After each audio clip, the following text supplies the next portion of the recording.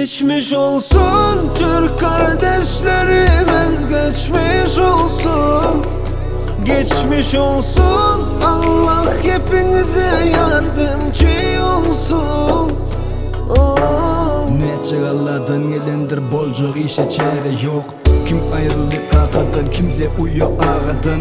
Bir güne çağa kol uzatca kesek aslından. Bizden görüp kıynayak bu haberlerin üstünden.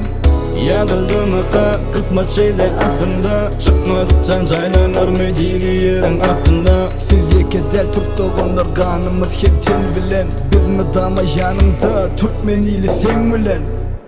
Geçmiş olsun Türk kardeşlerimiz, geçmiş olsun. Geçmiş olsun, Allah hepinize